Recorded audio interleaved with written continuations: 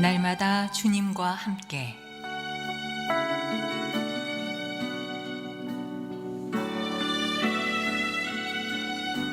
오늘 말씀에 강북-제1교회 황형택 목사입니다.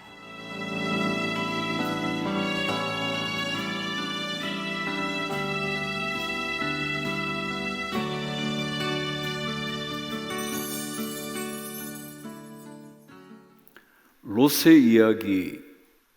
그런데 여러분이 아시는 대로 롯의 등장은 아브라함 때부터 시작된 이야기잖아요.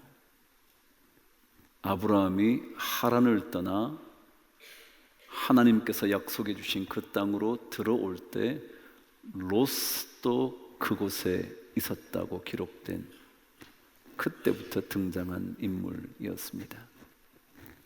본격적으로 롯의 이야기가 기록된 것은 창세기 13장입니다. 아시는 대로 롯의 가축과 아브라함의 가축이 너무 많아지면서 동거할 수 없게 되자 각자의 땅을 선택해서 가기로 한 그 얘기에 본격적인 이야기가 등장을 하죠. 그때 롯이 어떤 곳을 선택해 갔는지 성경은 이렇게 기록을 합니다. 이에 롯이 눈을 들어 요단 지역을 바라본 적 소알까지 온 땅에 물이 넉넉하니 여호와께서 소돔과 고모라를 멸하시기 전이었으므로 여호와의 동산 같고 애굽 땅과 같았더라. 그러므로 롯이 요단 온 지역을 택하고 서로 떠난지라 그랬습니다.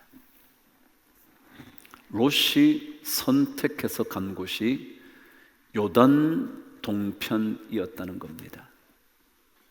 그쪽을 바라보니까 물이 넉넉한, 당연히 요단 강이 흐르고 있었으니 물이 넉넉한 지역이었을 겁니다.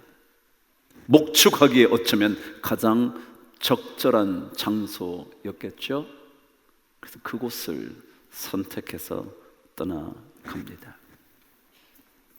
그런데 그 땅이 물이 넉넉한 땅이었는데 사실은 멸망의 땅이었다는 거죠. 여러분, 인생을 사는 동안 중요한 것 하나 있습니다. 그것은 기준이라는 겁니다. 삶의 표준이라는 거죠. 무언가를 선택하게 될 때 가장 중요한 잣대가 되는 것, 그게 중요해요. 무엇을 근거로 무언가를 선택할 건가, 그것이 중요하죠. 근데 롯은 겉으로 보기에 괜찮아 보이는 것을 보고 선택해 갑니다. 문제는 거기에 있습니다. 우리들의 평가 기준이 만일 외적인 화려함에 있다면, 외적인 번듯한 그것에 있다면 위험할 수 있다는 거죠. 우리는 언제나 그렇게 선택하지 않습니까? 겉으로 보기에 괜찮으면 괜찮다고 생각하지 않나요? 그 집안이 괜찮다고 말할 때 여러분은 무엇을 보고 괜찮다고 말을 하나요? 재산이 좀 있는 집안 같아서요? 그 부모들이 괜찮은 학벌을 가져서요? 대개 우리는 그런 평가 기준을 가지고 선택을 합니다. 그것이 괜찮아 보여서. 그런데 의외로 겉이 화려하다 해서 언제나 속까지 아름다운 것만은 아니라는 것 경험해 보신 적 있나요? 겉이 멀쩡하다 그래서 속까지 괜찮을 것이라고 생각했다가 아닌 경험을 해보신 적이 있나요? 믿음의 자리는 그 속을 볼 수 있는 능력을 기를 때만 선택되어지는 것이라 생각합니다. 아무도 속을 볼 수는 없지만 보려고 몸부림치는 것이 믿음에 여행하는 사람의 삶일 겁니다. 외적인 화려함에 속지 않도록 믿음의 눈을 기르는 거예요. 성경은요, 외적으로 아름답다 그래서 그것이 전부이라고 말하지 않습니다. 외적으로 현혹할 만한 것들을 가지고 있다 그래서 그 삶이 훌륭하다고도 절대로 평가하지 않습니다. 오히려 그것에 현혹되어 산 사람의 마지막이 얼마나 비참한지를 성경은 그려놓고 있는 것이 바로 롯의 이야기입니다. 우리의 삶의 자리가 믿음의 자리가 되기 위해서는 겉으로 드러난 그 모습에 현혹되지 말아야 합니다. 여러분, 그렇다면 사람이 겉으로 평가하는 이유가 뭘까요? 쉬운 정답은요, 속을 못 보기 때문이죠. 그렇죠? 여러분이 속을 볼 수만 있다면 겉만 보고 판단하지 않을 겁니다. 그래서 우리는 자꾸 그렇게 생각하죠. 보기 좋은 떡이 먹기도 좋다고 생각하죠. 왜요? 속을 모를 바에야 겉이라도 멀쩡한 게 낫지. 자꾸 그렇게 생각하며 우리는 자신을 훈련시켜 갑니다. 그래서 어느 순간에도 중요한 것을 판단하는 그 순간에도 우리는 먼저 겉부터 보게 됩니다. 왜냐하면 속을 못 보니까. 근데 여러분, 속을 못 본다는 것은요, 그것의 진짜를 못 본다는 겁니다. 롯이 요단 지역 소돔과 고모라 땅에 물이 넉넉하다는 그것 때문에 그곳을 선택했지만 그곳이 멸망당할 곳인지는 알지 못했죠. 오늘 말씀 제가 읽어드린 13장 10절의 말씀처럼 여호와께서 아직까지 소돔과 고모라를 멸하시기 전이었다는 것을 몰랐죠. 만일 알고만 있었다면 롯은 선택하지 않았을 겁니다. 어느 인간도 미래를 볼 수가 없습니다. 볼 수만 있다면 먼저 선택할 기회가 주어져도 그 땅을 선택하지는 않았을 겁니다. 소돔과 고모라가 멸망할 땅인 줄 알고만 있었더라면 아무리 그곳이 물이 넉넉한 지역이어서도 선택하지 않았을 겁니다. 그렇다면 중요한 것은 뭐냐 하면 내 자신을 믿지 않는 겁니다. 왜요? 우리는 속을 볼 수 없고 미래를 볼 수 없는 인간이기 때문에 그렇습니다. 근데 우리는 자꾸만 그렇게 생각해요. 내 경험의 눈으로 보면 맞다는 겁니다. 내가 이제껏 산 경험을 보면, 지식을 가지고 보면 이게 옳다는 겁니다. 근데 우리는 그렇지 못합니다. 왜냐하면 속을 볼 수도 없고 미래를 볼 수도 없기 때문에 그렇습니다. 그래서 믿음의 자리를 선택하려면 내 눈을 의지하는 것이 아니라 하나님을 의지해야 합니다. 참 놀라운 진리 아닙니까? 중요한 것은 내 자신의 경험과 지식을 신뢰하지 않는 것입니다. 오히려 하나님을 신뢰하는 겁니다. 아무도 자신의 미래를 볼 수도 없고 아무도 다른 어떤 것의 속을 들여다볼 수 없기 때문에 그렇습니다.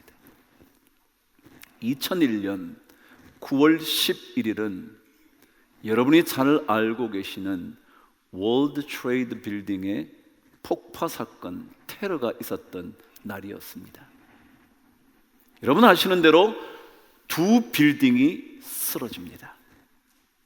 근데 먼저 쓰러진 빌딩이 북측 타워였다 그럽니다. 근데 북측 타워가 무너지게 될 그때 바로 옆에 있었던 남측 타워에 있었던 사람은 무슨 일이 일어났는지 알지 못했다 그럽니다. 비행기가 시속 600마일 약 1000km 정도로 달려오고 있을 때, 그래서 북측 타워를 부딪혔을 때 남측에 있었던 사람들은 이게 무슨 소리지? 왜 이렇게 큰 소리가 나는 거지? 라고 생각하고 있었답니다. 만일 조금 뒤에 그 남쪽 빌딩을 향하여도 비행기가 날아와 부딪힐 것이라는 것을 알았다면 아무도 그 자리에 남아있지 않았을 겁니다. 어느 누구도. 오전 8시 46분 북측 타워가 무너지게 되는 그때에 만일 남측 타워에도 비행기가 날아와 테러가 이루어진다는 걸 알고 있었다면 어느 누가 그 빌딩에 남아 있었겠습니까? 우리는 아무도 미래를 모릅니다. 미래를 모르는 우리가 본 것으로 판단을 내린다고요? 아니요. 그것처럼 위험한 것이 없을 겁니다. 그래서 우리는 끊임없이 하나님을 의지해야 합니다.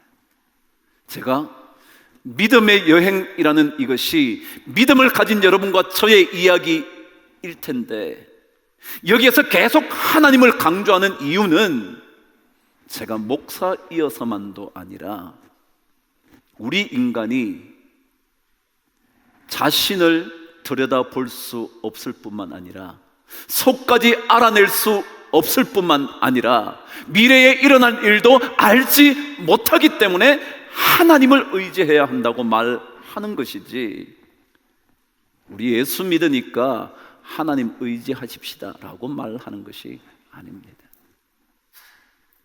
만일 롯이 멸망할 소돔과 고모라임을 알았다면 선택하지 않았을 것처럼, 만일 조금 뒤에 자신의 빌딩을 향하여 비행기가 날아올 것이라는 것을 알고만 있었다면 그 자리에 남아 있을 사람이 없었을 것처럼, 우리 어느 누구도 미래를 알 수 없기 때문에 우리의 눈으로 판단하는 것, 오히려 하나님께 맡기는 게 중요하다는 거죠.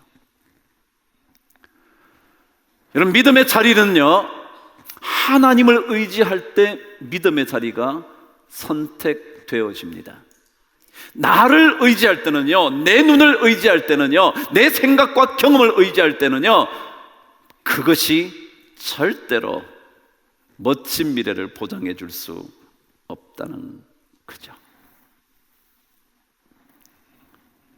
자, 그런데 오늘 성경은요, 한치 앞을 볼 수 없는 인간이 만일 그 자리가 이제 멸망의 자리이라는 것을 알게 되었다면 어떻게 할 거냐?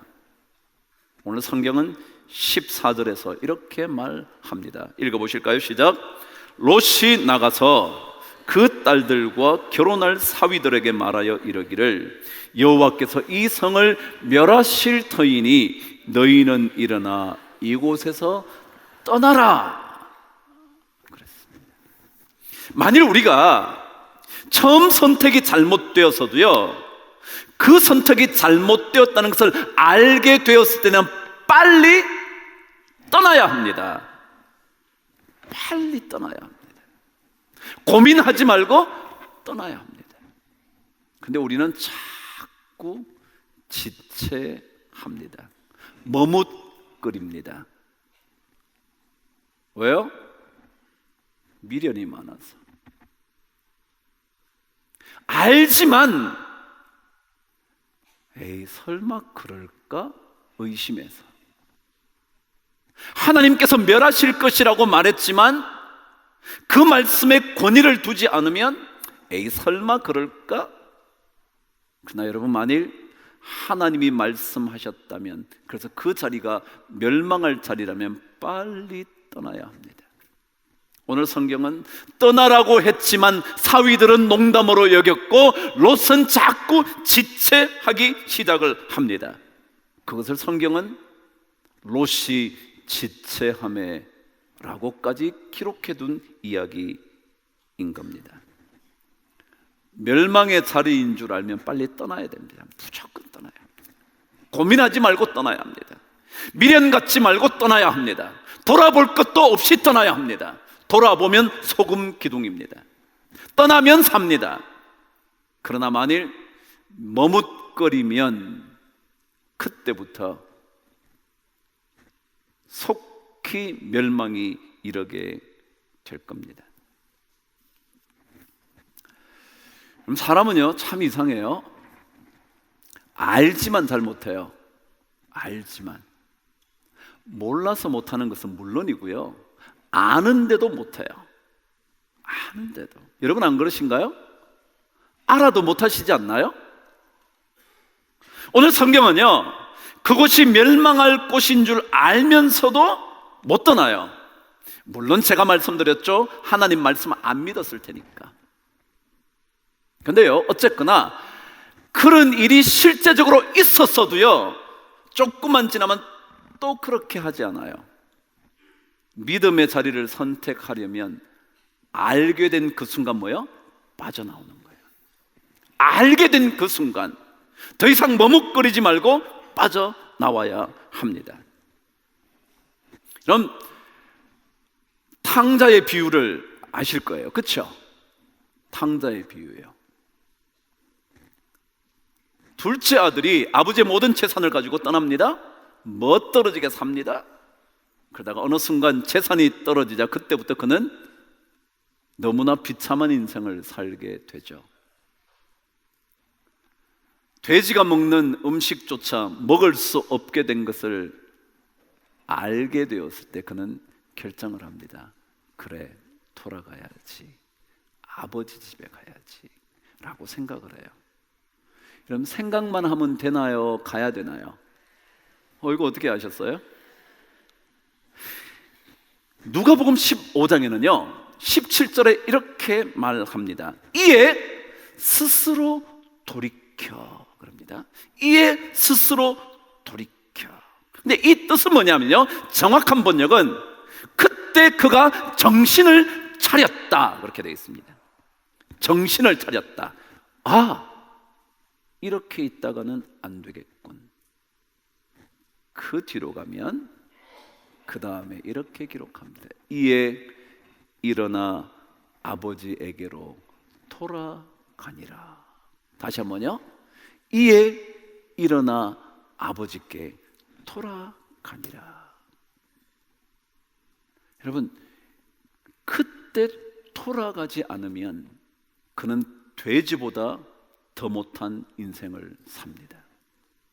돼지가 먹는 것조차 먹을 수 없는 인생으로 살아갈 수밖에 없게 되는 겁니다. 그래서 믿음의 자리를 지키려면 떠나야 할 자리는 반드시 지체하지 말고 그냥 떠나는 겁니다. 미련 갖지 말고요, 떠나야 되는 겁니다. 근데 우리는 자꾸 미련이 있어요. 떠나야 되는데, 떠나야 사는데, 머물러 있으면 죽는 건데 우리는 자꾸 미련이 있어요.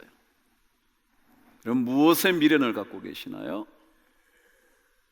그 미련으로부터 떠나지 않고는 결코 우리는 살아날 수가 없습니다. 떠나야 합니다. 그것도 알게 되었다면 신속하게 떠나야 합니다. 오늘 말씀은 계속해서 지체합니다. 마침내 하나님의 사자들이 재촉을 합니다. 빨리 나오지 않으면 안 돼. 빨리 나오지 않으면 안 돼. 믿음의 사람들은 잊지 말아야 할 자리에는 빨리 빠져나와야 합니다. 고민하지 마십시오. 그냥 나오세요. 이게 어떻게 될까? 저렇게 하면 혹시라도 길이 있지는 않을까? 이제껏 별일 없었는데? 이런 별일 없다고 그 뒤에도 별일 없다고 장담할 수 있는 사람이 있나요? 오늘 아침에 아무런 일 없이 출근했다고 저녁에도 아무 이상 없이 퇴근하리라고 장담할 사람 있나요? 그렇기 때문에 만일 떠나야 할 자리라면 빨리 떠나야 합니다. 결론입니다. 믿음의 자리는요, 사실은 뭐라고 말해도요, 하나님의 은혜 없으면 안 됩니다. 한번 생각해 보시죠. 롯의 이야기를 잘 들어보세요. 롯이 그 소돔과 고모라가 멸망할 줄 알았나요? 하나님이 알고 계셨나요? 롯은 몰랐습니다. 롯은 몰랐습니다. 들었어도 믿지 않을 정도였는데 어떻게 알겠습니까? 근데 하나님은 알고서 롯으로 하여금 빠져나오라고 말합니다. 여러분, 이게 하나님 은혜입니다. 우리가 믿음의 자리를 선택하는 것은요, 잊지 말아야 할 자리에서 빠져나와야 되는 건데, 그 빠져나오는 것은 하나님의 은혜가 필요합니다. 은혜 없이는 절대로 못 빠져나옵니다. 우리가 빠져나올 수 있을 것 같지만 우리는 미련이 너무 많고요, 거기에 정을 너무 많이 두고 있고요, 그래서 절대 못 빠져나옵니다. 하나님의 은혜가 있어야 합니다.